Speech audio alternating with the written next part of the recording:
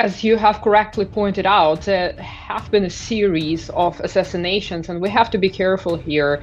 This is not somebody who is on the battlefield and who has been killed in action. He was in Moscow, same as was General Kirillov last year or General Moskaly. So it is a different kind of operation.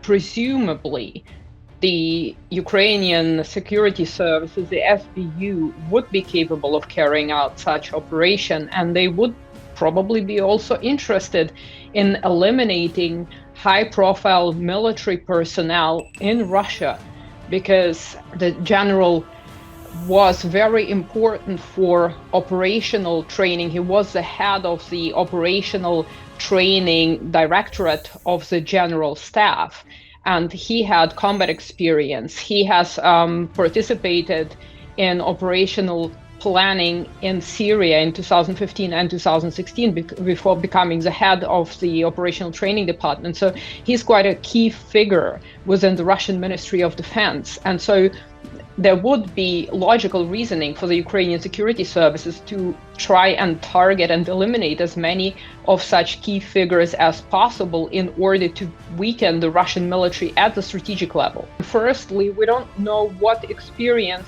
the other general who will be assuming his post has. What are his qualifications?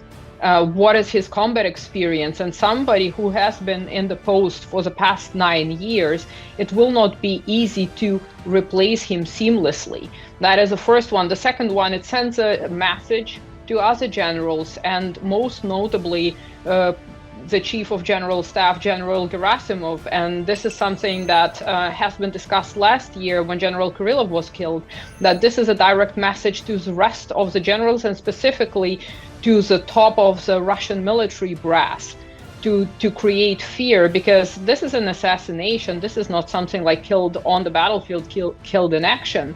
And of course, for Ukraine, it is a way to show its strength, because this is a mode of warfare which would be referred to, quote unquote, as irregular.